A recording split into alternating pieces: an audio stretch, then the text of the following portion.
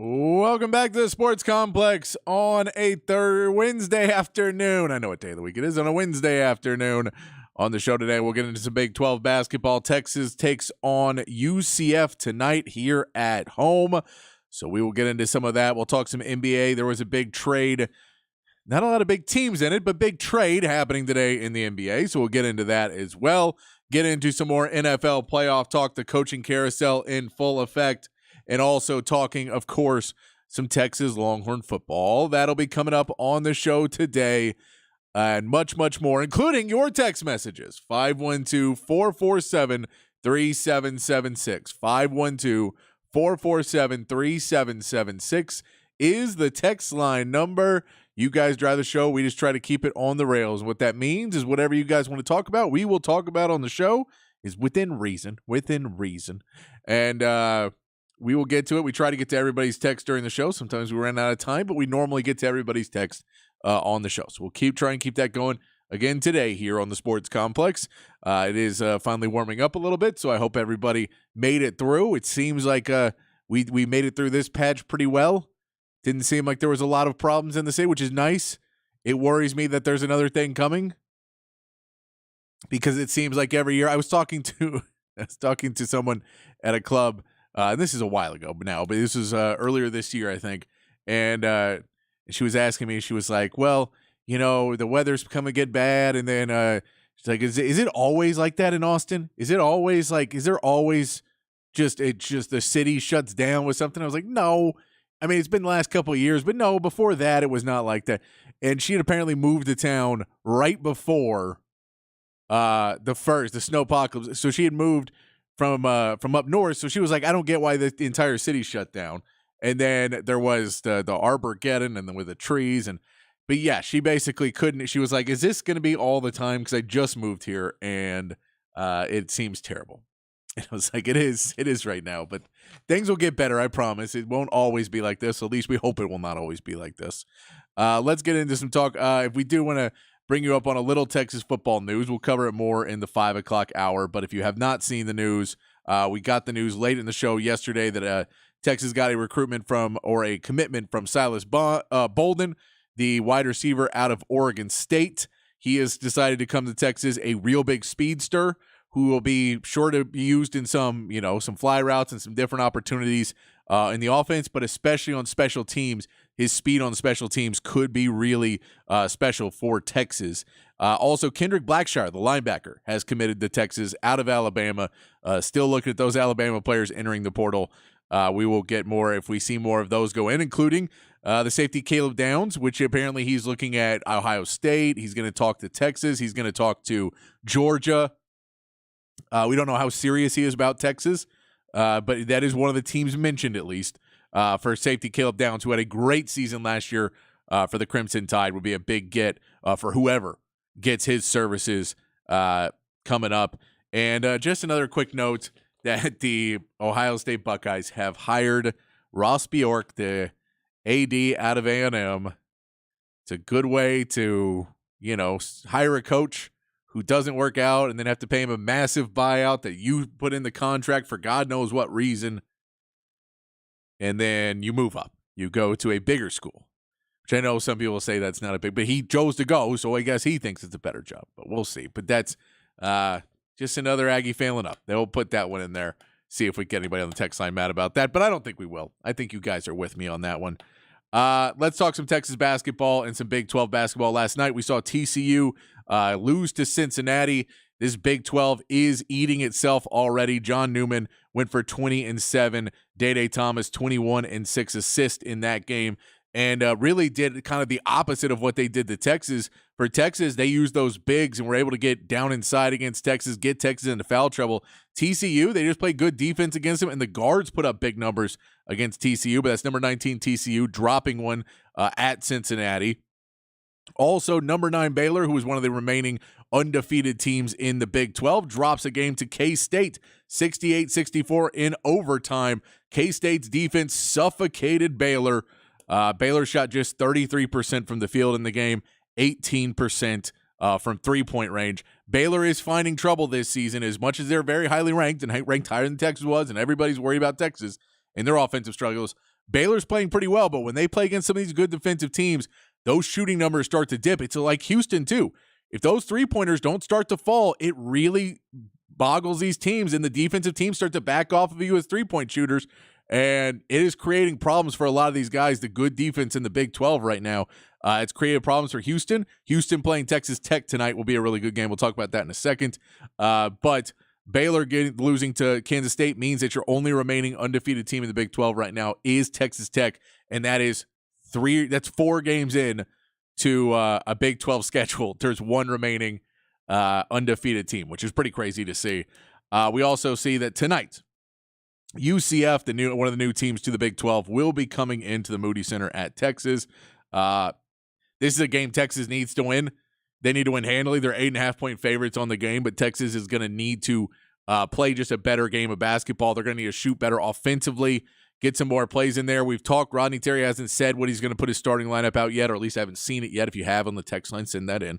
But he has talked about maybe changing it up. We don't know if Caden Shedrick is going to be healthy. He only played 3.5 minutes in the last game, but maybe he could slide into that starting lineup if they put Kendall Weaver in that starting lineup to get the defense a little bit more secured on the back end and go a little bit smaller, but more defense. Does Zarek Oyinma get into that starting lineup? We figure Brock Cunningham is going to be the guy to come out just because he's not really been able to produce anything offensively the last few weeks. He's still a big piece of that defensive puzzle, and so you got to be able to figure out kind of the difference in between the two, but they need to be able to stretch the court right now. That's one of the problems Texas is having is with Brock Cunningham hasn't hit a 3 in Big 12 play. Dylan Mitchell hasn't hit a 3 this season. That's 2 guys that are not getting respect on the three-point line, and everyone's crashing down. People are much easier to double off of them and get down on Dylan Disu.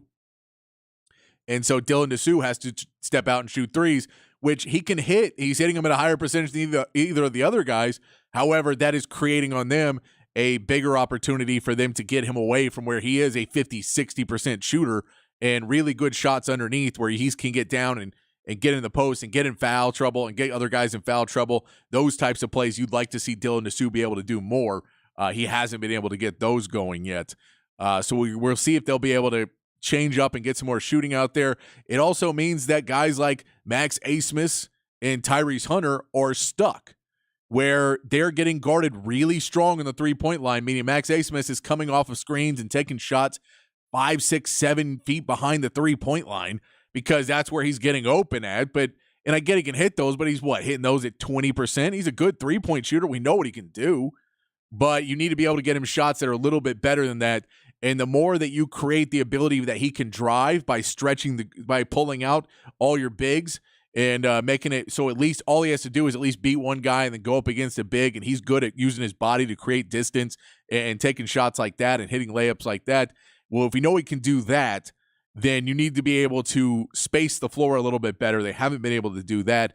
And then on the defensive end, you need to see the intensity pick up. Instead of fouls, getting guys in front of you. Too many times guys are getting too close into the paint, and when they go up, Texas players are just getting called for those fouls. Whether they were fouls every time or not is, debatable on some of these, but they are getting guys too close to the basket where either Texas doesn't have the size inside of strength of having the big 7-footers in there that can bump around. I think Shedrick's one of those guys more, but he has not been healthy, so it's been harder for him to be able to get inside and play that type of defense and get his arms up with the shoulder injury. So Texas is going to have to figure out those kind of issues coming up. I don't think the perimeter defense has been necessarily as bad, but when you don't have that rim protector and the guys underneath supporting you, you step back a little bit more on the three-point line. So all those things need to get going against this UCF team. UCF is not a great shooting team. They're a pretty good rebounding team. As a team, they rebound pretty well, so everybody needs to be on assignments and block out, or else you will get those second chance opportunities and you'll lose your second chance opportunities. Some guys you need to watch out for. Ibrahim Diallo is a 7-foot center. He's got averaging 2 blocks a game, doing pretty well there. Jalen Sellers, 17 points a game. Darius Johnson, 14 points a game. But unlike a lot of these other Big 12 teams, these are a little bit smaller of a team of guards that are going to be going up against, which is a good thing for Texas with an undersized Max Abmas and an undersized Tyrese Hunter. That those guards should be able to play a little bit better defense height-wise and not get beat around so much more by some of the guards where we've seen guard play where Texas is just getting themselves in trouble and not being able to get out of it because the size is too much for them, which will continue to be an issue all year. Size is going to be an issue for Texas all year. But really, in reality, you'd like to be able to see Texas on their home court try and get that shot going a little bit better, trying to get an offensive flow and momentum, moving without the basketball better, all of those things you'd like to see. But most of all, you need to see spacing. You need to see some threes go down. Because if you can hit threes in the Big 12, it's much harder to play defense against those teams. We've seen it. We saw it against Baylor the other night. If you can't hit threes, it's just really hard to score against how good these teams are defensively. And the further you get in the paint, it becomes harder and harder to do. Also playing tonight, we'll see West Virginia at Oklahoma. You know what? As much as we really want to see West Virginia get a win here to make Texas' loss look not as bad, I don't think it's going to happen. Oklahoma's a 12.5-point favorite, and I'd take those points right now. I think Oklahoma's going to handle them after 2 straight losses. They can go in there and handle it. The guy, Swinnick, the guy who came against Texas and filled in and played really well against Texas, he's questionable for the game tonight. So I don't know if West Virginia is going to have the weapons to, on the road, be able to beat a pretty good Oklahoma team. And then Texas Tech is taking on Houston. This is a big game, 2 top 25 teams. Texas Tech, the only team without a loss so far in Big 12 play. Houston is a 12.5-point favorite, which seems crazy to get that big of a line after how Houston's been playing. Texas Tech's defense has been really electric. Both teams like to slow the ball down, so it doesn't feel like it's that much of a mismatch for Texas Tech. They were down most of the game for TCU the other day before they came back and won. So we'll see if Texas Tech can hold on. I would say they cover the number on this one, but I don't know if Texas Tech's going to be able to beat Houston in this game. It feels like you could see no undefeated teams in the Big 12 4 games in, which would be a big break for Texas to kind of let them avenge some of those early losses that maybe they shouldn't have had against a Texas Tech team who's playing really well and a West Virginia team that you just could not lose to.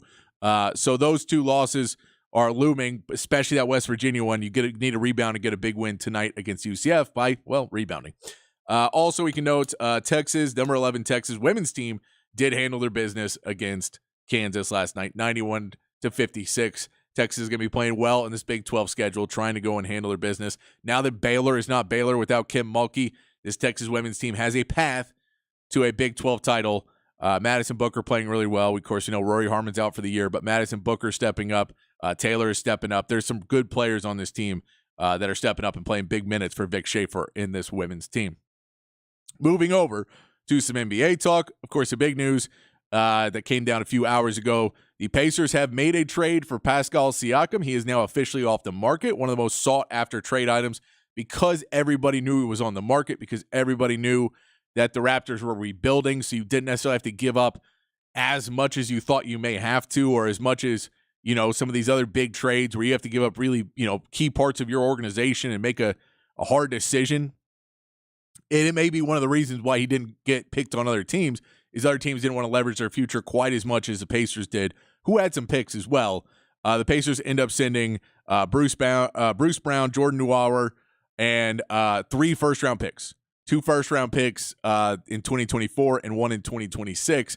So it's not a far reach into the future for Indiana. Pretty good deal for them to not have to give up any real down-the-road picks. You get to pair him with Tyrese Halliburton, trying to make 2 guys now re-sign Siakam and make Tyrese Halliburton a little bit happier there that you're trying to bring him in some guys. I know the big signing of Bruce Brown was going to be a big deal for them, and they've already moved him off, which I'm sure if Bruce Brown knew that he was going to end up in Toronto, then he would have thought again about re-signing with the champs. But it ends up the Pacers get Pascal Siakam, which is not necessarily the biggest news for many people. This Indiana Pacers team is going to be good. I don't know if they're good enough yet to compete across, the East and compete with the Celtics and the 76ers and those teams. I don't know if they're there yet. It feels like they're right in that next tier, though. And depending on who develops in Indianapolis, and you've got a guy like Tyrese Halliburton, who we know can shoot at a really high level, that this is a team that could make some waves in the playoffs, but I don't know if they're quite finals material yet in the Pacers. But it is big news for Lakers fans and Mavs fans and teams like that were kind of hoping that a Siakam may be available for them in the trade market. He is now off, and you have to reset your your radar and who you're trying to look for now in trades, and you're trying to find what other teams may have some players available. We know the Spurs have some guys available, but they're not star players by any stretch. You get a Devontae Graham or a Doug McDermott are available. I think Jetty Osman is also available from the Spurs from reports. So you'll see a lot of guys like that are guys that are kind of on that in an 8-man rotation. They're number 9, or guys that could be in an 8-man rotation, but their contract's expiring. So teams are willing to give them up to get some value back for them. You'll see those, but who knows how much that will help a team that is trying to get a big win. And when we look at the Western Conference right now for the Mavs, they're at number 5. They're not that far out of it, of a top 4 seed and getting home court advantage in that first round of the playoffs. But there are some good teams ahead of them. And knowing that Luka Doncic is dealing with injuries already, what they're going to have to do to get into that space, I feel they have to make a move at some point. And Pascal Siakam was somebody that you felt could have taken them to a higher level depending on what they had to give up, and it was just picks. If it was just picks and like that and Josh Green or something like that, then man, you really wish you could have given up some picks and gotten him. I know it's different for Dallas because they don't have a bunch of other people's picks, where the Pacers had another pick this year, so they can give up 2 for next season. But you wish you could have been in that conversation to get him to come down to Dallas and play some minutes down there with Kyrie and Luka and maybe help out that team a little bit. I think they still need a little bit more help. Paul George is showing with the Clippers right now. That Clippers team is playing really well. They're the better team in LA, which hasn't been said a lot. They get a win with Paul George has 38 points and a win over the Thunder, 128-117. Right now, the Clippers are behind the Thunder. Minnesota's 1 in the West. OKC is 2.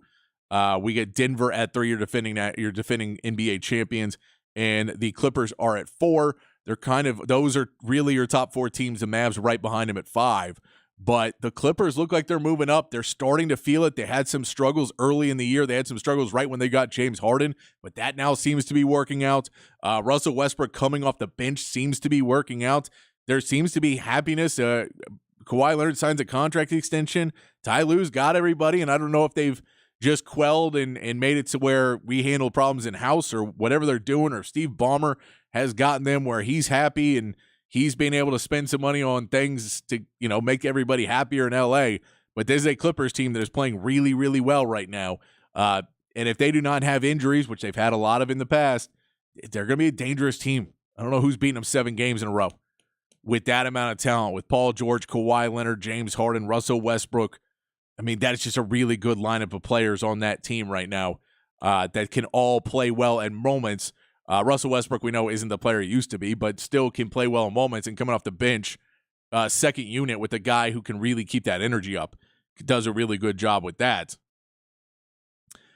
We can also throw in Embiid, puts up 41 points, 10 rebounds, and a 121 win over the Nuggets, and Jokic, who puts up 25 and 19.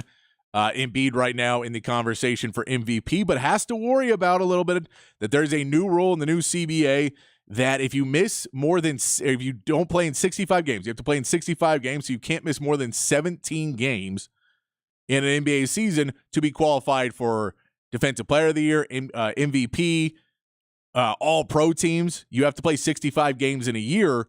And that's where contract money comes in. Right now, Embiid has missed 10 games already with an ankle injury and a knee injury. So he has already missed 10 games. He can miss 7 more. And there's definitely some of these games where he would be sitting in the old NBA because, give him a little bit more rest. If you're playing back-to-backs, you may rest him there.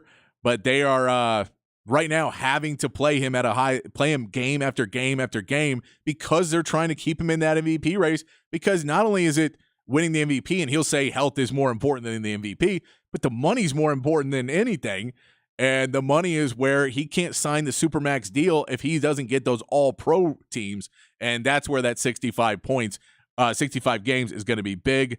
One other note from last night's games, the Suns came back from down 22 in the fourth quarter to beat the Kings 119-117. Kevin Durant, a big part of that comeback for the Suns. Games tonight, Spurs are playing the Celtics. It is not probably going to be pretty. Celtics 15.5-point favorites. Celtics are 19-0 at home right now. They're dominating at home. Just every game, they seem to be blowing it out. We'll see if the Spurs are going to be able to stay in the game, I think is what you're hoping for if you're a Spurs fan tonight against the Celtics. Zach Collins is still out, which is kind of helping. It's letting Wemby play the 5 more, and Wemby is excelling at the 5. You don't think it would work out. You are still going to play some teams that have big men underneath that you have to worry about, but that's what Jeremy Sohan is for at the 4. You want him to get in there and get physical, and if he can't do it, Keldon will come in and bump, and he's shorter, but if you see a trade for the Spurs, it may not be for another 5 now. They may be looking for another bulky 4 who can come in and, 6'8", 6'9", but can bump bodies with a guy like if you're playing the Rockets, Alperen Şengün, and bump and keep him out of the space because Zach Collins isn't really doing that much either. He's getting bullied around too, some on that defensive end. So we'll see more at Wemby at the 5. The Rockets are taking on the Knicks. The Rockets have lost 4 out of their last 5. Their offense is struggling right now. Şengün is the guy who's trying to take over. However, again, in today's game, you have to be able to shoot threes, and they just haven't been able to get the open shots as much on that inside-out play that they've been trying to do. So the Knicks are 6.5-point favorites, but a game-time decision for Jalen Brunson. And the Mavericks in a big game tonight on ABC against the Lakers. Lakers favored in this game. Luka is a game-time decision. I don't know why the Lakers are favored in this game personally. I get it's a home game. I get it's on ABC. We know LeBron and AD tend to show up for these big games. But if Luka plays especially, I don't see any way. I do see a way. I don't see how the Lakers are going to slow down the defense. They've been playing with their ones in. They're starting, not their ones. The starting lineup they started with in day one. They've been playing with them a little bit more. And that's a new starting lineup. They tried to shift it to put Austin Reeves on the bench to get more production out of him. LeBron didn't like that. LeBron wants to play with Austin Reeves. He wants to play with the best guys on the court to try and have the best chance to win and get a lead early and not have guys underperforming in the starting lineup. That is what they're going with now. Taurean Prince, LeBron, AD, D'Angelo Russell, and Austin Reeves in that starting lineup for the Lakers. So we will see. And if Luka plays, it'll be interesting. But we also get to see anytime you get Kyrie versus LeBron, there's always fireworks, at least in the broadcast. So we'll get to all that. All right, let's get to Patrick Big Fat Poll of the day, and then we'll take a quick break. Big Fat Poll of the day on the Horn. Big Fat Poll of the day today. Text line's open, 512-447-3776. 512-447-3776. We talked about some trades earlier. Trade deadline is looming. And we asked you before what your least favorite trade was in sports. We asked you your least favorite. Now, what's your favorite? What is a trade that you absolutely loved in sports? What trade make you happy? Trade made you happy, or when you look back on it, makes you really happy still? Let us know on the text line, 512-447-3776. What's your favorite trade in sports? And anything else you want to talk about, we'll get into some NFL talk. If you have any questions or comments or hot takes on the NFL, the NBA, college basketball, send that stuff in. We'll come back and get into more here on the Sports Complex on the Horn 1019 AM 1260, the Horn app, and hornfm.com.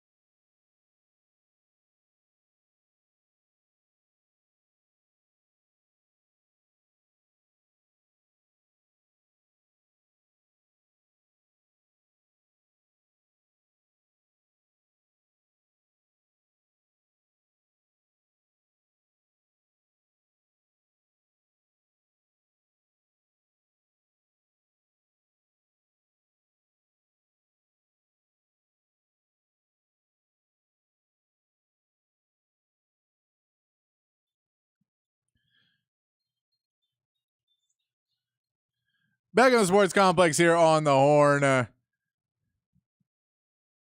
Keeping the text line open. 512-447-3776 is the text line number, asking what's your favorite trade of all time. Any other hot takes you got for us on college basketball, NBA. We'll be talking some NFL coming up. Of course, Longhorn football and college football, all of that. See, Aggie fans, or not Aggie fans, Alabama fans, not having a great week so far. Any topics about that? Anything you want to talk about? Send that in.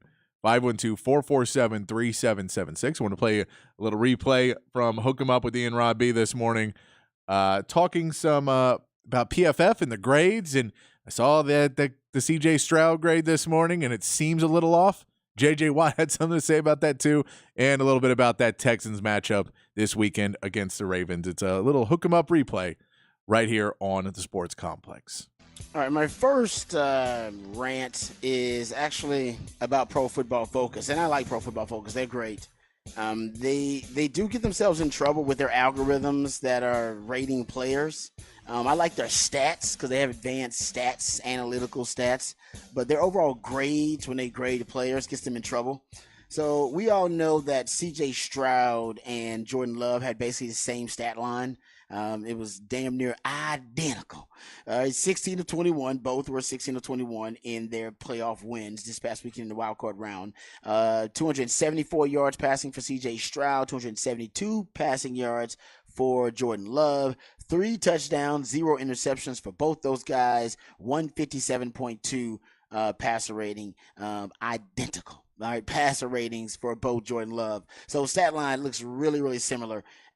Jordan Love's Pro Football Focus grade was a 92.5, which is really high. Higher than Josh Allen's 88. Patrick Mahomes also at 88. Matthew Stafford was at 88.5. Man, CJ Stroud was at 77.8. Not terrible, but it'll be hard to explain that considering they both had damn near the same identical stat lines in the game. How do you explain such a drastic difference in the Pro Football Focus grade? Just devil's advocate, I have had this discussion before. There are some players, they just defy the Pro Football Focus algorithm. They do. They defy it, and they are the outliers a lot of the times when the grades don't line up with the all-pro selections, or the grades don't line up with all the accolades, the Pro Bowls, and the top players at their position in the NFL. Trayvon Diggs actually was like this. Trayvon Diggs had a very low Pro Football Focus score. I remember it because I remember having this very conversation with Cowboys fans, because Cowboys fans were upset and they thought Pro Football Focus was a sham as a result of it. He had a 67. That year, he had 11 interceptions. Was an All-Pro, his best season ever, his breakout year. He had a 67 Pro Football Focus grade for most of the year. He was ranked like 45th or 50th or something like that out of the cornerbacks, and Cowboys fans thought, man, that's ridiculous. And Pro Football Focus lost all legitimacy. And it's still, I'm not taking up for them. You can still discredit them if you want to. Like I said, I like them for the stats. But what I will say is, oftentimes with Trayvon Diggs, the algorithm was based on the responsibility of the player in that specific play, based on the coverage. And if they actually, took care of their responsibility, if they actually were assignment sound, executed their responsibility in the coverage, that's how they grade them on every play. And Trayvon Diggs, oftentimes, very instinctual player. There are times when he would make plays, make interceptions, make plays on the football where he violated the coverage to do so. That he was supposed to be in a deep third and decided, no, I'm jumping this 6 route. I'm doing it because I see it. I'm a ball hawk. All right, I'm jumping this route. And at times, they got him in trouble, as Cowboys fans know. There'd be a double move here, out and up here, and then boom, eyes in the wrong place. But also, every now and then, he would come off of, his 9 route to come jump the out cut or jump a curl route on the number 2 receiver and end up making a great play and an interception or play on the ball.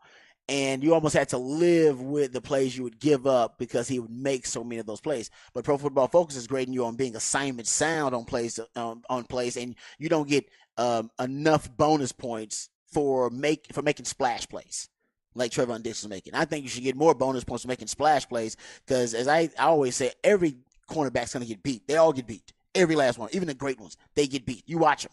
They get beat all the time. Hell, Alabama's going to have first-round corners, Kool-Aid McKinstry and Terry Arnold. Those guys got beat by Texas.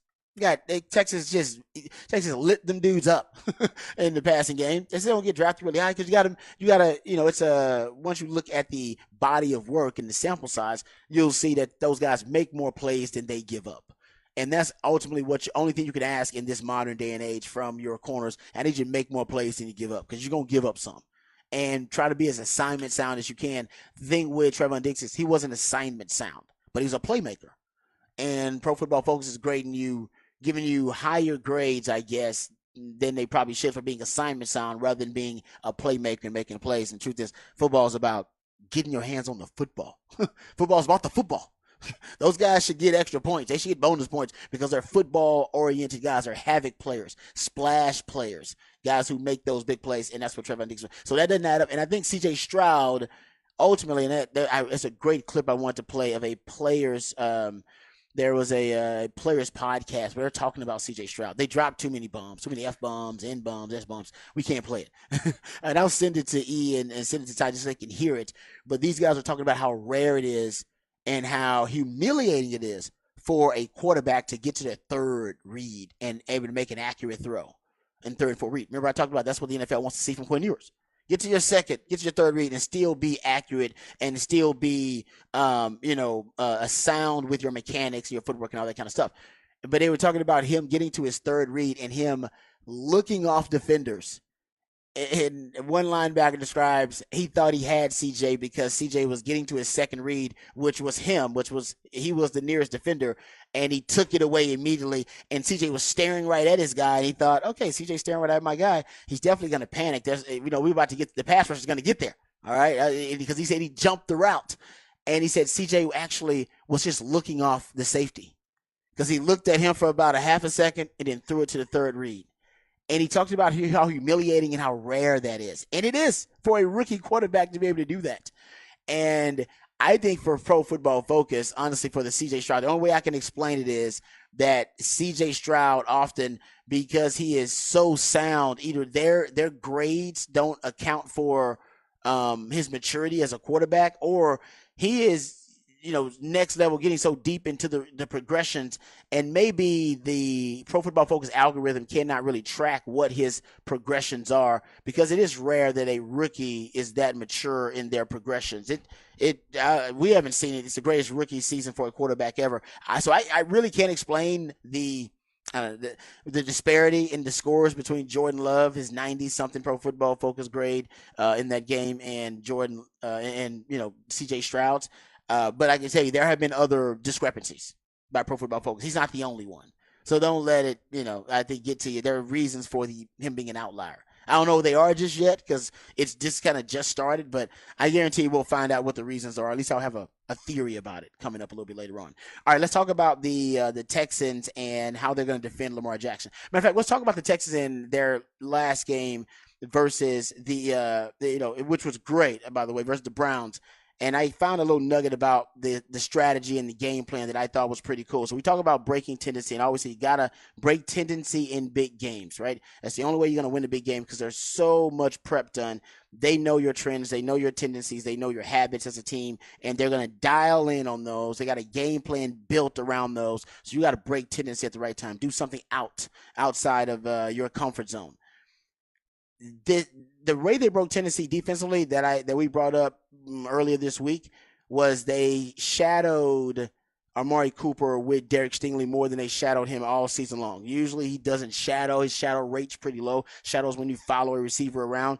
It was the highest shadow rate for Derek Stingley all season long, and it was on Amari Cooper. And Amari Cooper drastically, kind of a drastic drop in production from the last time he played the Texans, which was, I think, a 276-yard day for him. But Houston, that was the only way they broke Tennessee. And I found this too. Houston disguised their coverage a ton in that game. And Houston is not a coverage disguised team. As a matter of fact, I've complained about Houston not disguising their coverages enough, because they don't really disguise their coverage. If you go look at the disguise rate, how often teams rotated their coverage looks from a single high, which is one deep safety, to two high, or from two high safeties to a single high safety, the Texans are second to last. And if you go look at the overall disguise rate on defense, the Texans in their backs, in terms of their back seven, are last in disguised looks. But in the playoff win over Cleveland, 46% of their snaps, they had disguised coverages. So damn near half of their looks were disguised coverages. That is a really high number for the Texans. Like I said, they're usually second to last in the amount of disguise they throw at opposing teams. And that's because Joe Flacco, he has struggled versus trying to process different looks pre-snap and post-snap. So that is another way that DeMeco Ryans broke tendency that we didn't talk about enough.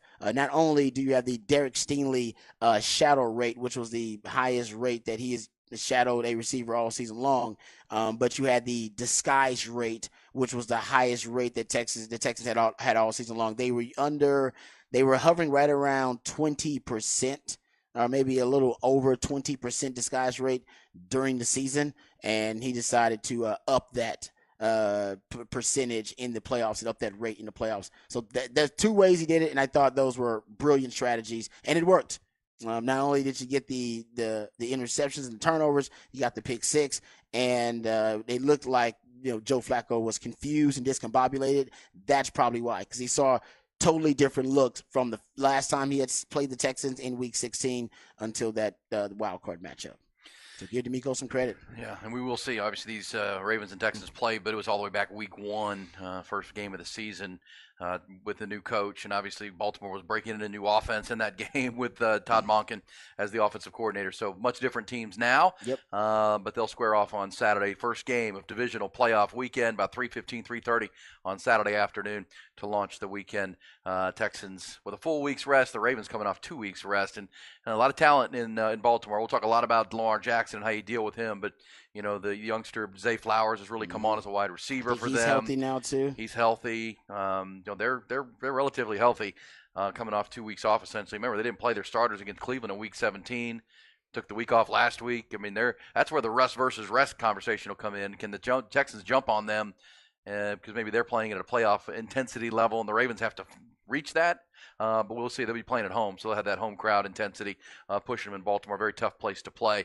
So we'll see. Also, the guy that really worries me, C.J. Stroud's only thrown 5 interceptions this whole year in 13 games. He hasn't thrown one.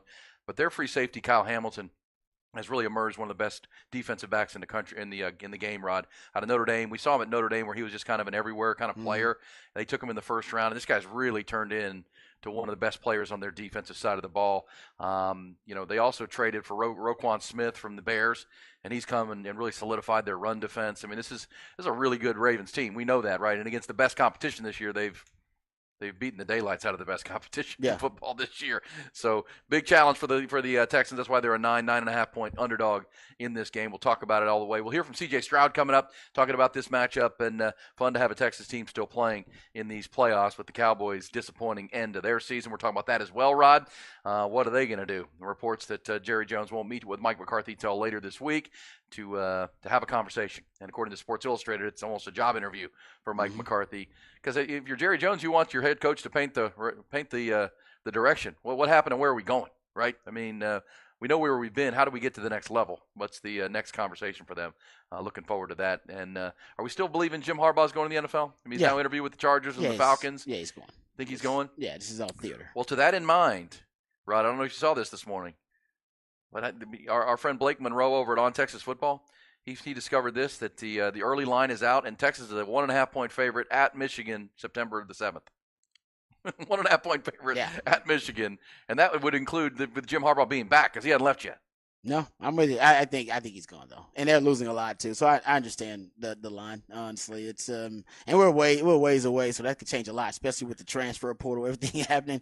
That line will change. Like I said, and once he leaves, remember 30 days open free agency. Basically, you got open season there. Once he leaves, if he does, I think he will, where their roster will be able to hit the transfer portal for 30 days. And I don't know how that works out with school and all that kind of stuff. I don't. That's the thing. I don't get. It's weird. I don't know how that. Once school starts, you got to be able to transfer in and go to school. Texas has a 2-week Yeah. add drop period. Most schools have a couple of week add drop period where you can drop classes or add. Yeah. Where you can still. But so I mean, Mm. if Jim Harbaugh waits till next week or so to leave, it's gonna be hard for any of those Michigan players to jump in the Yeah. portal and go anywhere. I don't know how that works out. And then there's You a got to different enroll in school. different calendars on the West Coast. So it's all type of different stuff. I want to get back to the Texans and the playoff game here because I'm talking about breaking tendency. The reason I'm talking about breaking tendency is because that's how you win big games. So the Texans, I told y'all they broke tendency to beat the Browns. They disguised more than they ever disguised all season long. They're not a disguised team, not a lot of disguise. And they had more shadow coverage. Derek Stingley on Amari Cooper than he's had all season long. Great ways to break tendency. How do you do it versus the Ravens? Something that the Texans don't do a lot of. They don't blitz a lot. You're talking about about a bottom 5 blitz rate of all the defense in the NFL, about a 20% blitz rate for the Texans. So they don't like to blitz a lot. But Lamar Jackson, he isn't great versus the blitz. Now, Lamar Jackson's going to win the MVP, so we're talking about not great. We're basically talking about him dropping off from elite play to being above average play. But versus the blitz, he ranks 29th out of 42 eligible quarterbacks in EPA per play against 6+ pass rushers. So a blitz is 5 or more. And he ranks 36th in passer rating, 24th in success rate in these heavy blitz scenarios. And think about it. You blitz him and you speed up everything. Now, it's a gamble. Because if you blitz, you better have some fail safes in place in case this guy escapes the blitz and is able to get outside the pocket. But you may see another way for the Texans to break tendency in this game. They may blitz than they normally do, and that would be something that I think would surprise the Ravens. They don't see it. You don't see it on film a lot, and that's what you got to do in these big games, especially in the playoffs. You got to put something out there effectively that works, that they haven't been able to prepare for on film. And I think a heavy blitz rate for the Texans is definitely a way to do it. I think that's something if I'm D'Amico Ryans going into this game and I don't want Lamar Jackson to be able to hold the football back there and I don't want him to get comfortable blitzing early and often. I'll throw it out. And they spread out more than they used to as well. It's easier to blitz Lamar Jackson than it used to be because they don't run their personnel from heavier sets. Not 12, not those 2-back sets anymore. You're talking about spread sets with Todd Monken. And if they spread you out, that means there are going to be some free defenders that could come on some of those pressure packages. I will say this, and we all know it. If you're going to blitz Lamar Jackson, you better not miss him. Better get him to the ground. You better not miss. I agree with take that. Off. He's great. He is a hard guy to get on the ground. That becomes a huge challenge for the Houston Texans on Saturday. But in week 1, remember, against the Texans, that was tied for the most he was sacked in the game this year. Yeah. He was sacked 4 times in the game. So D'Amico already knows how to get to him a little bit. And it was also his 3rd lowest passer rating, 2nd lowest yardage total of his MVP campaign so far this year. So D'Amico's got now that was the first game of the season for them. That they become more comfortable and they got more continuity within this offense as the season goes on because they were all brand new to it. CJ Stroud was also brand new to his offense. So that's why it's going to be a very different game than it was, but there's a little reflection on their first meeting.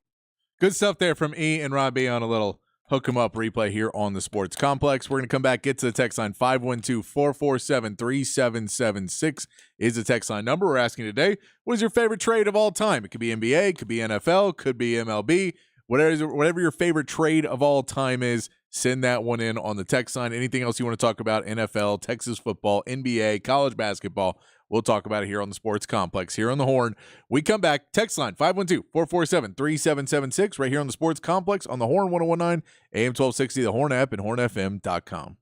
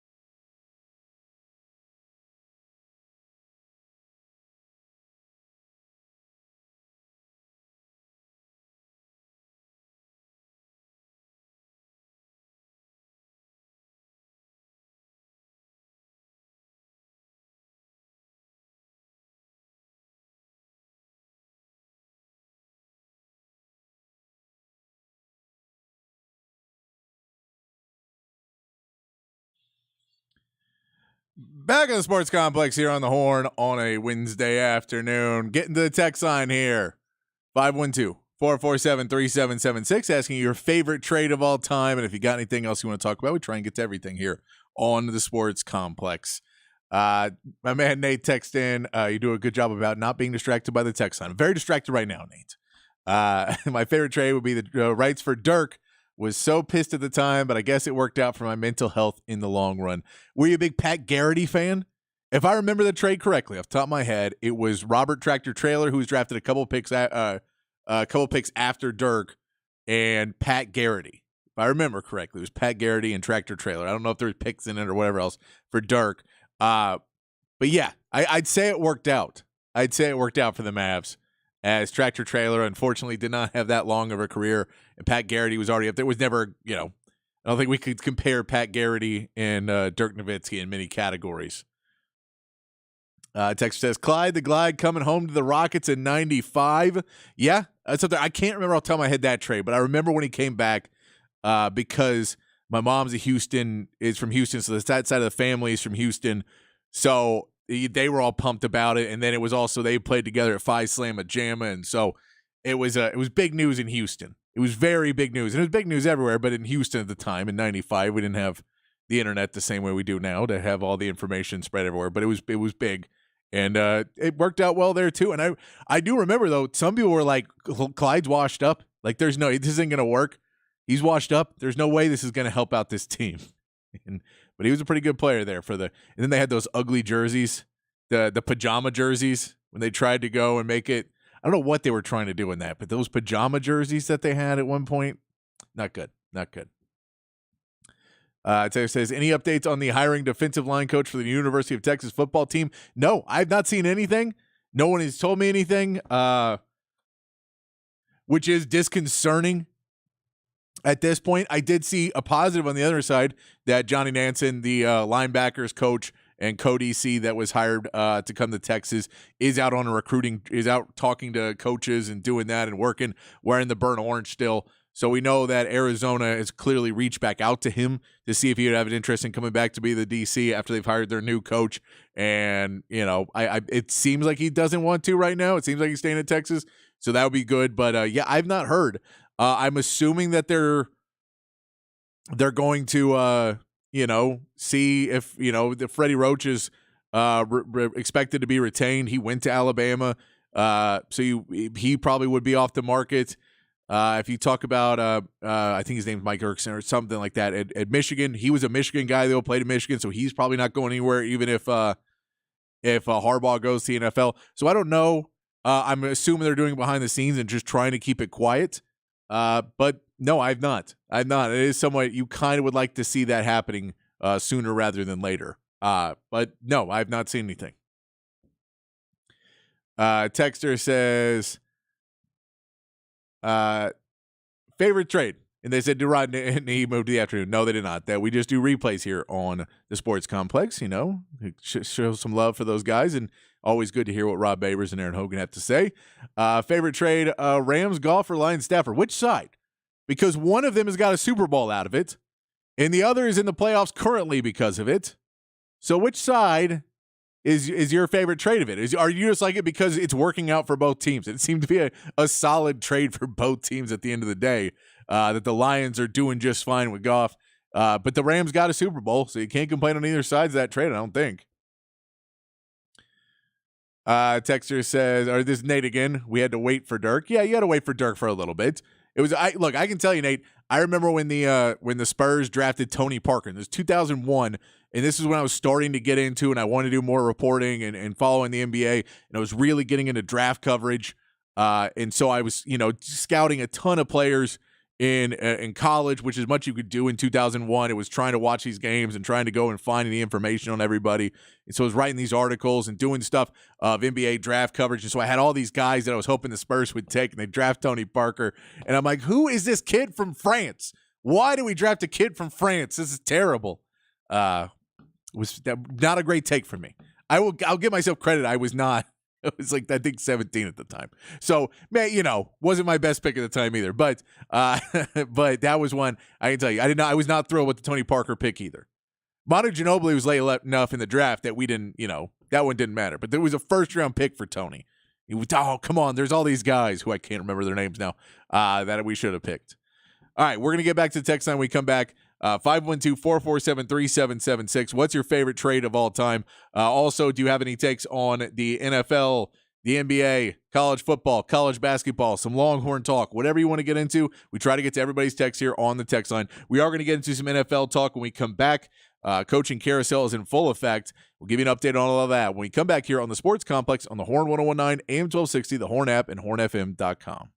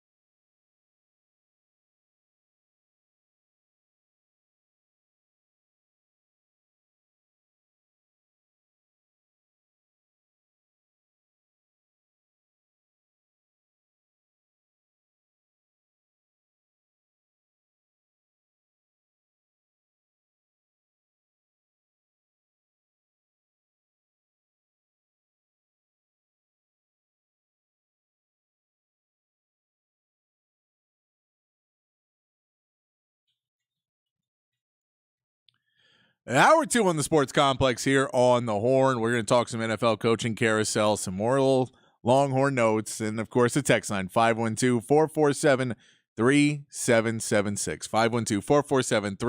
512-447-3776 is the text line number. Whatever you guys want to talk about. We're also asking you the question of the day, the poll of the day. What is your favorite trade of all time? We did see the trade of Pascal Siakam today. He is traded to the Indiana Pacers for Bruce Brown and 3 first-round picks is the main point of that trade. So we saw that trade. So I'm asking, what was your favorite trade? So we asked you what your least favorite trade was last week, I believe. We asked you about that. And so what's your favorite trade? A little more positive on a Wednesday. It's Wednesday. We got to be positive on a Wednesday. You know, got to get through the day, through the week. The sun is back out and it's, not freezing anymore. We don't have to deal with walking through every room, hearing drips, and then worrying for a second before we realize that we drip the pipes ourselves. We don't have to do that anymore, at least until, I think, tomorrow night or something like that. So good on you. It's supposed to be, 70 tomorrow? We get there. We get into the real Texas weather, freezing for 2 days, and then 70. Everybody out in their shorts and T-shirts walking the dogs.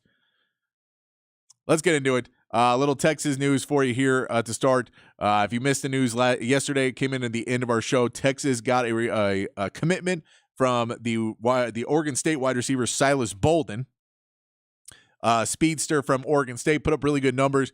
I would not expect him to be one of the top targets for Sark in this offense, but could be used in some different packages and is definitely going to be a big part of the special teams game and returns. We could see him get used some depending on what he does and the trust and if he's going to be able to block, but we could see him in end rounds at different, types of units there with Texas, but I think he wants to come play at a bigger school, show what he can do, and get a little bit more film on tape with top guys for the NFL. And, with all these guys at wide receiver, you don't know who's going to be the guy or not until you get him out on the field.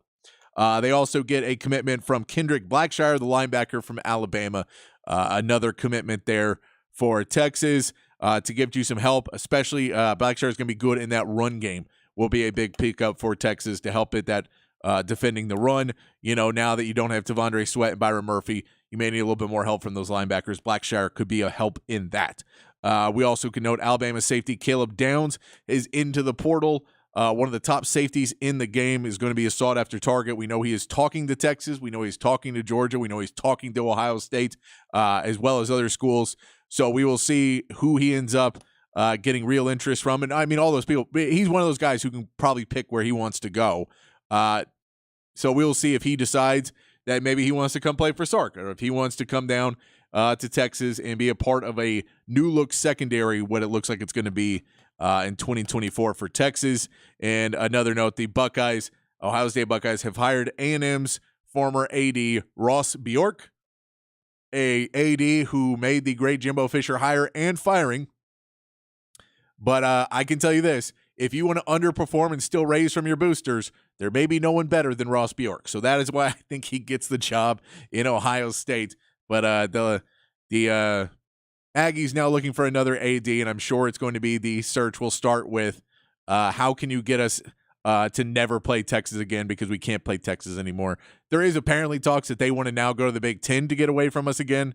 They just can't stand it. That we're it's not a good look, Adam. Not a good look. Text line's going 512-447-3776. You guys want to text in. We're also asking about what is your favorite trade, but anything else you guys want to talk about, send that in 512-447-3776.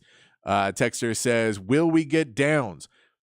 I would not put heavy money on that one. I know that our secondary hasn't been producing necessarily the top talent. When you saw Catalan and Ryan Watts, and they played, Ryan Watts at least played a lot of snaps. Catalan probably didn't at that safety position. He's a better player. He's going to be in a better position. But I think that he may, if you're looking for where you may be going, an Ohio State or a Georgia is probably, I would say, the front runner would be my guess is if they want to bring him in to a really good Georgia program that is, he's a plug-and-play guy you can put in there. That's where I would assume would be his top place, but you never know. You never know, and I don't know the kid personally, so I can't tell you where he would want to go. Right Guy from New Mexico says, apologize. I just got to my truck and turned on the radio. No need to apologize, Right Guy. So might have mentioned this. What's the latest with DeAndre Robinson, and do you think we'll go after Proctor from Alabama? DeAndre Robinson, all I've seen is that Texas has released him from his letter of intent. He wanted to come play for Bo Davis. Bo Davis is now at LSU. So I've not heard him opening up his recruitment to wherever he's going now, but I would assume it will not be Texas. He has been let out of his letter of intent, and he did not report early to Texas. So it would most likely was a deal that Bo Davis, they've not hired their new D-line coach. When they do, they may get another run at him and another shot at getting him, but they need to hire another D-line coach to get it. He's not going to come when he doesn't know who his position coach is going to be, and I understand that. It's unfortunate. And do you think we'll go after Proctor from Alabama? Of course we'll go after him. I think Texas is calling a lot of these guys, and especially Alabama guys, because they come from the same culture as Nick said. Sark wants to recreate a lot of that Alabama culture at Texas and the Nick Saban kind of thing. So he knows the players that are there. It's a lot easier to trust than players from some other schools where it may be more about NIL, it may be more about some other things. So I think they'll go after him. Everything I've read is the people who feel most confident is they think Iowa thinks he might come home to Iowa and go play there. So I haven't heard if Texas, but I know Iowa fans believe they may get a shot at him. Texter says 27 days till pitchers and catchers report. Getting ready for baseball. And again, Texas men's basketball is pure garbage. Come on now. It's not. It's just not. I know they lost to West Virginia. It didn't look good. Hopefully they get a win tonight over UCF. Hopefully they look better tonight. But again, just want to put it out there. The Texas Tech loss. Texas Tech is the only undefeated team in the Big 12 right now. They're playing a big game against Houston tonight. But the Texas Tech lost. No one in the Big 12's beaten them yet. It's not like this is the worst team. I know you don't want to like that. I don't know. I mean, just don't watch Texas basketball then. But to say they're pure garbage is a lazy take. It's a lazy take. They played really bad against West Virginia. There's talent on the team. They can play a lot better than they played. I can agree with all of that. But pure garbage is a lazy take. Let's get to some NFL talk. The coaching carousel is spinning still. We can go into Jim Harbaugh. And the news that came out about Jim Harbaugh yesterday, which makes everybody believe that he is really trying to get an NFL job. And this is his way of kind of making it okay to leave Michigan, that they did not give him everything he wanted. And he can kind of, at least convince himself or convince whoever he feels he needs to convince that this is the right thing for him and that he's making the right decision to go ahead and take off for an NFL job.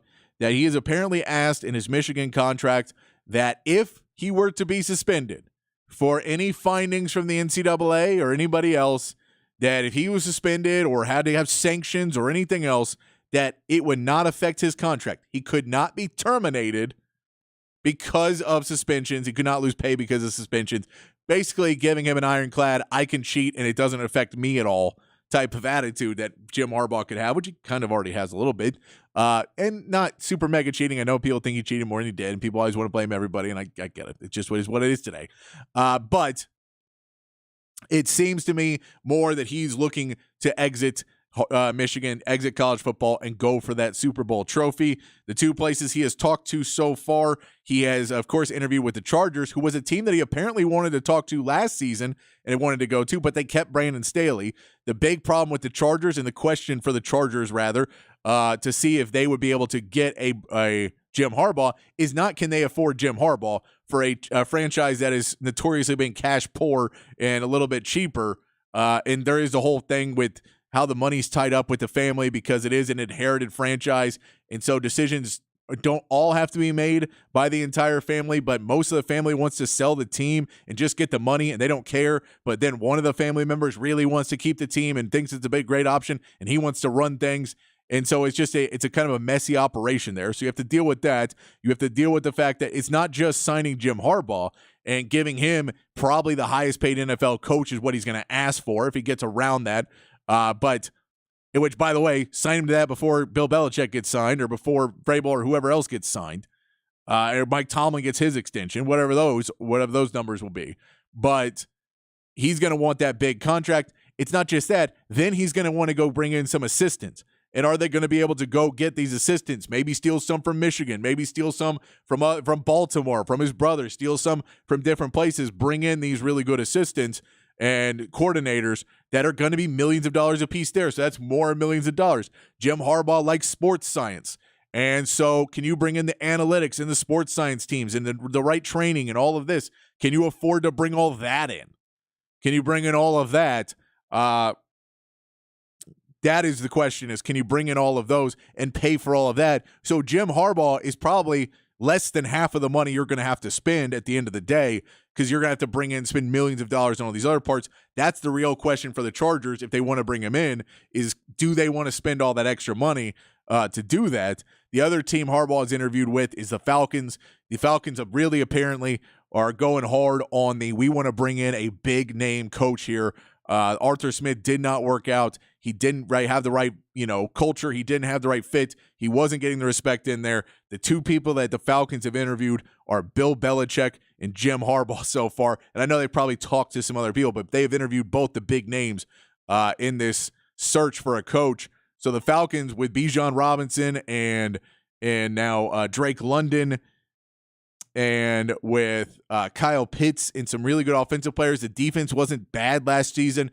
Some good pieces on that team, a lot that you could work with. You do have 3 running backs on there as well. You might be able to deal one of those off. I know running backs aren't super valued, but teams always need one. They always seem to need one. So you can have some more players on this team. You'll be able to get in there and get a draft. I think Bill Belichick's kind of waiting, because there's rumors that Bill Belichick, some people may be looking to ditch a coach just to get Bill Belichick because he's available and they feel he's the best coaching in football. And the last few years were not necessarily his fault so much at New England, that he was convinced to take a quarterback he didn't want. He was convinced to do some other things he didn't want. And so that's what those beliefs. So there's talks that Philadelphia may be looking and saying, well, if we get rid of Sirianni, can we bring in a Bill Belichick? And the Jaguars, well, Peterson underperformed, but we weren't going to fire Doug Peterson. We think he's a heck of a coach, but we're not going to fire him. But if Bill Belichick wants to come down here, then maybe we look at it. And so I think Bill Belichick, the Falcons are a good team for him, that he would be okay taking that job. But if a better opportunity arose where a Eagles team has a ton of talent, or where and he has respect for Howie Roseman, or a Jaguars with a young Trevor Lawrence and a good defensive lineup and some good players and wide receivers, where he's never been able to get wide receivers and he's got them there, that he might like that idea. If the Dallas Cowboys and his relationship with Jerry Jones and the team they have there and the talent they have there, that might be a position where he likes to go to. In the Falcons, and again, we remember he's 27 wins away. So he's not 3 9-win seasons away from being the all-time winningest coach. Where can he get 3 9-win seasons easily enough? Where can you pick up 3 9-win seasons? And you figure you could in the AFC South. I know it's getting better with Anthony Richardson and C.J. Stroud in there, but maybe in the AFC South you get 3 9-win seasons. The NFC South with Baker Mayfield's doing great, and what Todd Bowles is doing in Tampa Bay, but you're still going up against Dennis Allen and the Saints, and you're going up against a Carolina Panthers team that is just not putting it together, and may in a few years, but they're still out. You may be able to get 9 wins there. The Eagles, you're in the NFC East, which, man, if Bill Belichick doesn't go to the Cowboys and the Cowboys just ride this out for another year and then get stuck with a bunch of contracts and don't make theirs, where does Bill Belichick decide he wants to go? I don't think he necessarily needs to. So if Arthur Blank, the owner of the Falcons, wants to really seal this deal with Belichick, he may have to go give him a lot of money and, break the bank of not just the highest paid coach, but higher than that. And I think that's the question of, is Bill Belichick just using all these other job opportunities as leverage? Is he calling up Jerry Jones and goes, look, I know you don't want me and I'm not planning to go there, and it's not going to work out, but we have mutual admiration. We're friends. So why don't you just lie and say you're going to, put it out there in the press that you're looking at me so I can go get another $3 or $4 million out of this guy? So I think that's where you sit with the Falcons and who could be the next coach there. Mike Tomlin has now said that he is coming back to the Steelers. Mike Tomlin is reportedly said that he will return for another season. Now that's still all up in the air. That if the right team comes along, if a Eagles or if a Cowboys, which would be the two teams I would think most likely would want to go out and reach out for a guy to bring some toughness and culture and stability to their team. If either one of them reach out and say, well, we have, a pick that we'll give you or a couple picks to give you to give us Mike Tomlin, and we'll get our new coach and we'll feel good about it, and then we'll give him the new contract, and you don't have to worry about that, and you guys can move on, and your fan base will be happy because you got picks and they get to move on. That could be a situation still there. And finally, the Seahawks. The Seahawks have come out now and said the main factor in their coaching search is maintaining a positive culture. That they want to bring somebody in to maintain a positive culture, which again points to Dan Quinn. And I know Dan Quinn's interviewing for basically every position that is available that he has been asked. He's starting to go on those rounds now, which, he's now got the ability to because he sucked it up in the wild card round. So he's available now to do those jobs. I don't know how much that hurts him. His performance this season. I wouldn't hire him as a DC right now, but as someone who could rebuild this team, put them in the right place, as someone who, if we're talking about that culture in Seattle, he's the guy. I mean, he's from that culture with Pete Carroll. So that would still be my pick of where I believe he's going to go. We don't know where Mike Vrabel, who's another very good coach, where could he end up? Gerard Mayo did get that Patriots job, so that one's off the board. But where does Vrabel end up going? Does he take a year off and do TV and take a year and decompress from it and go pick on a better time when he can go figure out where he wants to be and have a little bit better of a shot of where does he want to coach? Or does he go back into the game right away and say, I wasn't done in Tennessee? And, as much as I was disappointed, it was because of other factors. It was because that, we just could never build the roster we wanted to build because the people in charge there. And then I saw it differently than the guy they brought in, and it just never seemed to work out. It just never seemed to work out there, which is unfortunate, but that's what it is. All right, let's take a quick break. We'll come back and re-hit the text line, 512-447-3776. If you have any predictions of where coaches are going to go, we'd love to hear that on the text line. Also, we're asking you for your favorite trade of all time. If you have one of those on the text line, anything else you want to put in, 512-447-3776. We try to get to everybody's text here on the show, so we'll come back and get to some more of those. Give you another little replay from Hook 'em Up with Ian Rob B. And keep the show rolling right along here on the Sports Complex on the Horn 1019, AM 1260, the Horn app, and hornfm.com.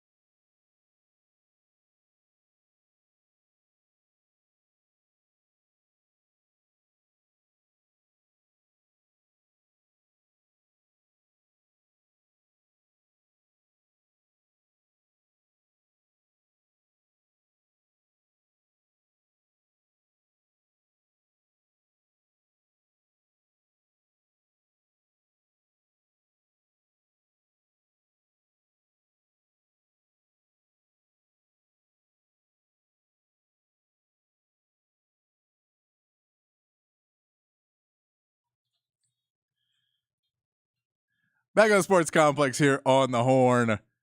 Still playing some cold music for you. Some Cold Blooded by Rick James there. Good stuff from Rick James. Man, it's a groove right there. Text line's open. 512-447-3776 is the text line number. If you guys got something you want to throw in there, 512-447-3776. Texas played 3 Big 12 games against the bottom of the barrel. Stop it. You stop it. K-State's not bottom of the barrel. Winning in Austin's not bottom of the barrel. Look, we lost to West Virginia. That's the bottom of the barrel. We're playing UCF tonight. That's the bottom of the barrel. But if your bottom of the barrel is a K-State team, then you don't know what the bottom of the barrel is. It's just not. You can say it's not the top. It's not Kansas. It's not Houston. What did they beat Houston tonight? Then if they beat Houston in Houston, they hang with Houston in Houston. But you just keep moving the bar that nothing Texas can do. If they win out the Big 12, you're going to say, well, they shouldn't have lost the game to West Virginia. You can't keep moving the bar. I get this team is underperforming. I get that. But to just say, well, they're either a top 10 team or they're the worst team in college basketball when Texas has not been historically a top 10 basketball team program. They won the Big 12 last year. They win the Big 12. They go on. They make it to the Elite Eight. And no, none of that's good enough. That was all Chris Beard's doing. He wasn't there, but it was his doing. Look, Chris Beard did a lot for this program. We don't have the Corral and the Moody Center and all of that without Chris Beard. I give him a ton of credit. He helped refix this program after it started to go and rebuild the program after it was down. I give him a lot of credit. The transfer portal, he's taught a lot of people how to do that well. I'll give him a ton of credit. But to not give Rodney Terry any in this, and to continue to say that he's a bad coach because you don't like him it's just lazy. It's just lazy. My man Chan says, PD, keys for victory for the Texas men's basketball team tonight, if you don't mind. It's UCF. Hit your threes, rebound.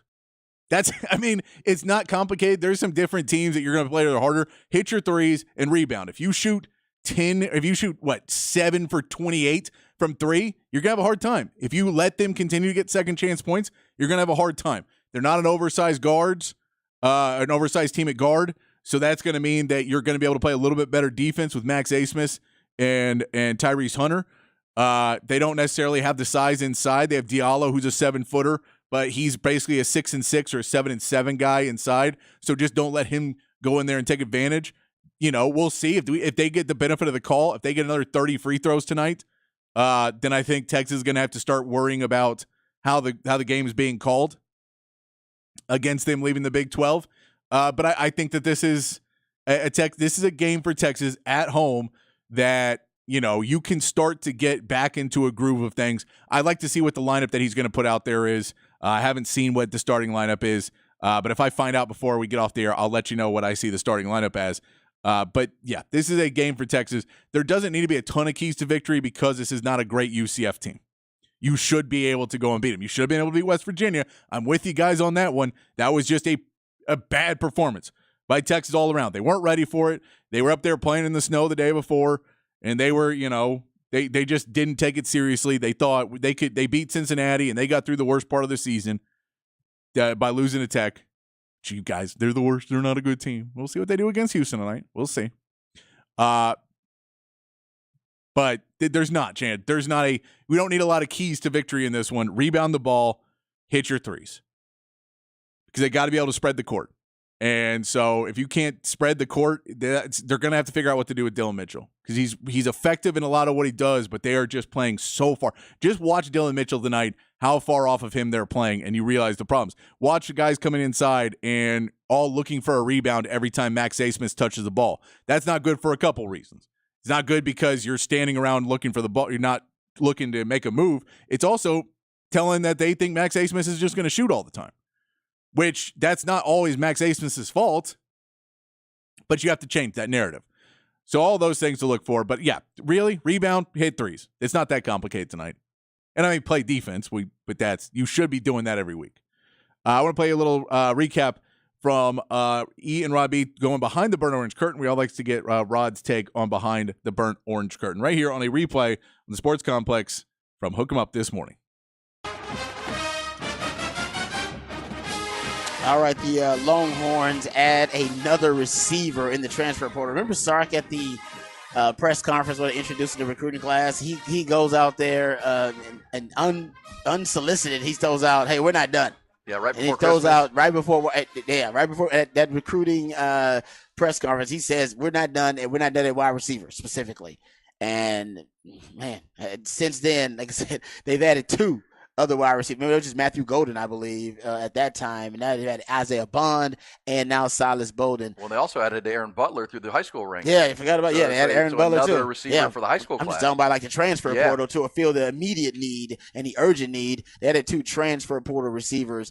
And Texas doesn't add transfer portal guys. When they add a transfer portal guy, they expect them to help them right away. Yes. It could happen with the guys they're bringing in the recruiting class, but there is still time for development. There is still time for those guys to be on a kind of more organic trajectory. There is no question if they're bringing in guys via the transfer portal, just the way that Texas supplements their roster construction that way. You can even look at it. They're bringing in productivity and proven commodities, and that's what they're bringing in with Silas Bowden and Isaiah Bond. I just expect both of those guys to play right away. We've talked about Isaiah Bond. He projects to be a number 1 wide receiver 1. He led Alabama in receptions last season. Let's talk about Silas Bowden. We talked about him before, and Texas has been targeting him for a while, the Oregon State wide receiver, but he is dynamic now. He's small-ish. We know Sark has a type, and he's a small-ish receiver. He's about 5'8", and maybe he's pushing 160, 165, maybe. After Christmas dinner. Yeah, exactly. Soaking wet kind of thing. But, man, he's fast. That's one thing that these receivers that they're bringing in seem to have in common, even going back to the guys that you bring up in this recruiting class, E. You're talking about Aaron Butler. You're talking about Ryan Wingo. Now Silas Bowden, Isaiah Bond, all these guys have top end speed, and speed seems to be a characteristic that Sark has always recruited, but he seems to be stockpiling it more than ever at the wide receiver position. And maybe Sark's got something up his sleeve, but this offense may end up faster than last year's offense, strangely enough, after losing Xavier Worthy, who is one of, if not the fastest player in college football last season. As a matter of fact, he was clocked by Real Analytics with the fastest top-end speed by a ball carrier this season. Doesn't mean he's the fastest player, but in terms of top-end speed, they got him clocked as the fastest in college football. Remember, Jaden Blue was the fastest running back in college football. He's coming back. But now you're adding a ton of speed, and I think that he's going to blitz opposing teams and blitz opposing defenses with a lot of speed. But Silas Bowden, 54 receptions, 741 yards, 5 touchdowns out of Oregon State. He was their leading receiver, and I think he comes in and immediately cracks what I call the circle of trust for Sark's wide receivers. Not a lot of wide receivers can crack it. Usually it's 3 to 4 guys. That may expand this year. At Alabama, at one point, when he had those 4 first-round wide receivers, Waddle and Judy and Ruggs and Devontae Smith, he had a 4 wide receiver package that he implemented, that he deployed. He called it the red package. It was 10 personnel, 1 back, 0 tight ends. It's possible, that just theorizing that he could do that this season. You lost J.T. Sanders. There's a reason they ran so much 11 and 12 last year. I mean, J.T. Sanders should never leave the field. He's a matchup nightmare. You want to throw some nightmare fuel out there for defensive coordinators. You put that much speed on the field. There really isn't a way to defend it unless Texas, misses a protection, or they, the Quinn is off on the throw, or a bad route. Now, in my opinion, at that point, it would be more self-inflicted wounds and reasons as to why Texas wouldn't be able to blitz a team with that much speed on the field. And I think you may see it. Like I said, you saw it at Bama, but only because he had that much talented wide receiver and he expanded his circle of trust. And why wouldn't you, with 4 first-round wide receivers, think about what a defensive coordinator's worst nightmare is, and let's try to put that on the football field. And he did that with Bijan and Rojo when he started running that pony package. He was thinking, man, I'm putting my best players on the field. No defense wants to see the 2 best the best running backs, the best running back combo in the country on the field together. And the pony package worked really well. I think that 10 personnel package, not a lot. I mean, I'm just talking about sprinkling it in. I'm not talking about making it your identity. He'll always be an 11 personnel guy. That's 50% of the offense. I'm talking about sprinkling it in as a change of pace. Yeah, that is because look, last year's receiving core was really good. I mean, Xavier Worthy, Really good. but they each had their type, right? What kind of receiver Yes. they were. I mean, Xavier was the top end speed. A.D. Mitchell was the technician with the Yeah. ability to go up and high point balls and body Possession control. guy. And Jay Witt was more of a running back playing receiver, right? Mhm. And physical, who can make those plays. And Blocking. yeah, well, you're talking about putting 4 receivers on the field, kind of like Sark had at Alabama, where these are all speedsters. They're just speed I demons. mean, you're talking if you're going to look at Jonte Cook and Matthew Golden and Isaiah Bond and this guy Silas Bolden. These guys can all go. These guys can all take the top off your defense. They're fast. They're quick. And that makes it. I mean, you're putting safeties on these guys. I mean, how are you covering these guys? Do you go 4 DBs, and then you put a running back in the backfield like a Jaden Blue? Jaden Blue? Whoa, man, that's a lot of speed That's a to put lot on of a speed. foot with a veteran offensive line and a third-year quarterback. That's what I'm saying. I'm Yeah. just saying make a package for it where Yeah. a defensive coordinator goes, all right, timeout, guys, timeout. No. We gotta reconfigure some stuff. I thought we saw a linebacker matched up on this, on this Silas Bolden in the slot. We don't like that. So I just think there are a lot of different. Well, and that's the thing with Bond and Golden and Bolden, which is the law firm we coined last night. They've already all done it at the college level, at the high Right, college level, right? yeah. And we're not projecting that. Jonte Cook has to show it. I mean, the kid from Alabama, Bond. I mean, that guy played in the SEC, put up big numbers in the Southeastern Conference, running past the SEC DBs. I mean, we've seen him do it. I mean, Golden, the same thing. He torched Texas last year down at Houston, and then Bolden in the Pac-12 had a breakout year this year. Yep. You're bringing in a lot of production that can really run. Yeah, no, it is. It's fascinating, and I want to make sure I get the tweet right, but I did see that Jeff Banks tweeted out, and I believe the tweet, I'm paraphrasing, I'll make sure I get it, was speed. Jeff Banks is the special teams coordinator for Texas, and that was after the Silas Bolden signing. That's what he tweeted out. So he's really excited, and I think the reason that he's so excited is because these guys, we've been talking about them in the receiver room, and they're going to be elite in the receiver room, but they also bring some elite dynamic return ability. Yeah, his tweet yesterday was in speed, exclamation marks behind them, ×3, real return game coming soon, then 3 hook 'em emojis. So he's really excited about the return game. You go look at Silas Bolden. As a kickoff returner, I think he was averaging over 25 yards per kickoff return, which is great. But he had only 3 punt returns last season, and had a punt return for a touchdown and averaged 32 yards Whoa. per punt return. Now I know most of that probably came on one, but he's a dynamic returner. Matthew Golden is very similar. You look at Matthew Golden, kickoff return wise, he only had 9 kickoff returns and returned 2 of them for touchdowns, and averaged over 35 yards per kickoff return last season. He's averaging over 31 yards per kickoff return in his career. Those guys are they have elite return ability. They just didn't do it a lot for their particular teams. Something tells me that Jeff Banks is going to have them returning a lot more. You're going to have Silas Bolden will have more than, like I said, he had, I believe it was 3 punt returns this season. Yeah, he had 3 punt returns, averaged over 32 yards per punt return, and had a touchdown.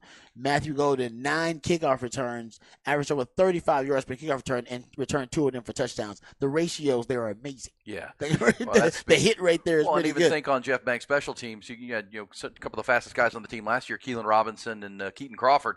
Those guys were gunners on special teams. They were coming off edges, looking to block punts and make plays. I mean, speed kills in all phases, Rod. It does. And Jeff Banks will utilize that. He's excited. Also, the other kid that committed yesterday, Kendall Blackshear, out of Duncanville. He's a piece, right? He's a linebacker. He's got a big body. He can run.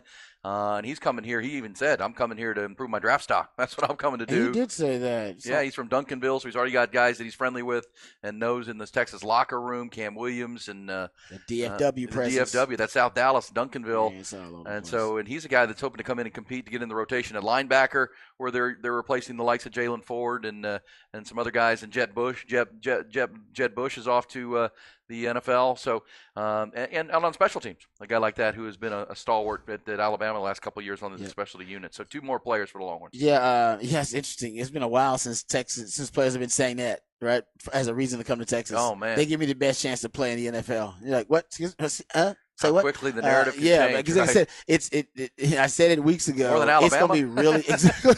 It's like what? But it's like I said it weeks ago. It's really hard to negatively recruit against Texas right now. They're just as an opposing coach coming in to recruit against Texas in the living room. I don't know what your pitch is. The pitch used to be easy. They don't play for championships. They don't develop guys into NFL players. You'll go there, you'll underachieve. I mean, it's that was pretty much the narrative, and now they are developing players into NFL draftable prospects. It'll be a great draft for Texas, and they are playing for championships. When that's the case, it can't be NIL that you're going to pitch against. You're not going to win that that battle against Texas. You're not going to win that arms race. You're not going to win. Oh, my college town is better, unless maybe you're USC and you're in LA. I mean, that's probably one of the only college towns that's better than Austin, but there ain't many. So, and institution-wise, education-wise, UT is right up there with some of the best schools in the country. Outside of Stanford, there are a couple other schools that may offer you better, but they're not going to offer you the football experience, also the academic experience that Texas can. So, yeah, I'm with you. I think right now you can tell that statement alone tells you a lot about how quickly things are shifting. And I'll say this about Blackshear: I like him. He's not a guy that's going to come in my opinion and be a starting linebacker for you. You don't even want starting linebackers like that anymore. They'll get you in trouble because teams will just pick on them because they essentially run stuff linebackers. But while they're necessary, it tells me the coaches are smart about roster construction. Go look at the defense right now. You have a lot of hybrids that are on your defense, especially in the back seven, right? You got Anthony Hill. You can move around. Also, was a freshman All-American. Mo Blackwell is one of those hybrid guys. You go look at the secondary, it's all filled with versatile defenders. They're bringing in Makuba. They're bringing Jahdae Barron's coming back. They're trying to go more toward versatility. That was the key buzzword during the recruiting press conference because they want to get more versatile in the back end. And that's smart. But the downside to being more versatile with all those hybrids, look at Dan Quinn's defense, is some teams will decide to run it down your effing throats. They'll decide to go power against you. You know what? To hell with all this hybridism. To hell with all this next level positionless football. We're just going to run it down your damn throat. Do you have an answer for power? And hybrid teams usually don't. That's why the Cowboys drafted Mozzie Smith. Right? They want to get bigger. That's why Jonathan Hankins is so important for them. You got to have specific run stuffers. And when you lost Leighton Vander Esch, lost Jonathan Hankins, and then Mozzie Smith underachieved, you lost your run stuffers. You got to have guys specifically designed for that task. And Texas needs, that's why Bender coming back is big. All right, and that's why this guy is important. Because when you go up against teams that decide, you know what our counter is against your very hybrid built and versatile defense, we're just going to run it down your effing throat. It was great when you got a Tavondre Sweat and Byron Murphy. You don't have those guys anymore. So you're losing your top run defenders, stout guys up front. You're going to be able to have an Alfred Collins and a Vernon Bryant, but you won't have the depth, and you're also going to be at a disadvantage against run-heavy teams because of how your defense is constructed going forward. So you need run-specific defenders. Good stuff there from Hook 'em Up with E and Rob B. A little replay here on the Sports Complex. Text line still open. 512-447-3776 is the text line. Texter asks, what happened to Dwayne Akina coming? He was committed. They had the coaching change at Arizona. I believe they upped his offer considerably, and he's believed to be going back to Arizona. However, he hasn't agreed to anything formally there. Their coach has come out, their new coach. And let's see what he said today, if I can pull this up real quick. He said he's still working on his coaching staff, but believes Dwayne Akina is committed to coming back to Arizona, is what Brent Brennan, the new coach of Arizona, said. So he believes he's committed, but I guess that's not finalized either, whether he's deciding what he's going to do. But going back to Arizona is what it feels like is what's going to happen, but who knows? I don't know what offer they're going to put him at there and what they're going to put him at Texas and what he wants and how much money and what position and the coaching staff. All that's probably still up in the air. Random texter number 69 says, didn't get to catch the whole show today, so maybe we've touched on it already. That Todd Bowles interview question about the weather in Detroit made me laugh 2 different times today. Hope that reporter's boss doesn't go too rough on her on the end of day funny clip. Yeah, I get it. I laughed at it too. It's hilarious. It's sad because, I work in a field where our budgets are getting cut and slashed, and that news company, unfortunately, she wasn't even a sports reporter, and they sent her out there to go get some clips, and she probably shouldn't have asked a question, but she did, and she did a lot of research and forgot to research if there was going to be a closed dome. So, unfortunately, Nate says, because I'm awake and listening to RB, but I'd rather listen to you than hear them. Rather hear you than them. I appreciate that, Nate. It's what we play some of each, and sometimes if we've got a bunch of stuff to talk about, then I'll take over the whole show. But if it's a Wednesday, and we don't have as much to get into. Instead of me repeating myself for 2 hours, sometimes I get a little opinions from Rod and Aaron that we can spice up the text line and some of you talk about, like this person right here. Sark has a package, like you said, 4 wides in blue, called Top Gun Package. You'll see the sign on the sideline. It's a picture of Tom Cruise. Well, we know you've ruined the sign stealing. I don't know if this is Connor Stallions on the line. You're sign stealing over there. The Top Gun Package. We got to throw it out now. Everybody's going to know it. All right, we got to get out of here and get to our last break. So let's hit this last break. We'll come back. If you got any more texts for me, hit them up on the text line, 512-447-3776. And we'll be back to wrap it up here on the Sports Complex in the Horn 1019 and 1260, the Horn app, and hornfm.com.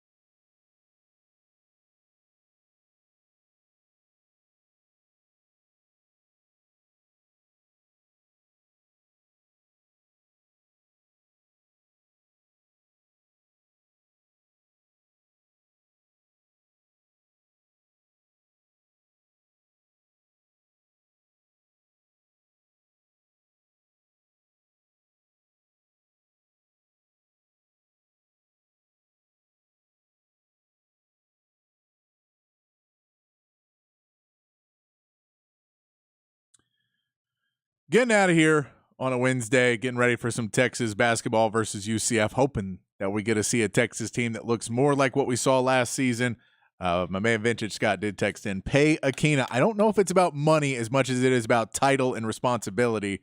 I don't know if he wants less or more or what it is. He was an analyst last year at Arizona. They may offer him a better position in that staff this season, or maybe he wants less. Who knows what Dwayne Akina wants right now, but I'm guessing he's going to get as close to what he wants as he deserves as being the great coach that he is. Hopefully we'll know more about that tomorrow as well. If we do, we'll tell you about it right here on the Sports Complex. But until then, be kind, be safe, keep your underwear clean, and we'll be right back here to recap that Texas basketball game and a whole lot more on the Sports Complex, 4 p.m. right here on the Horn.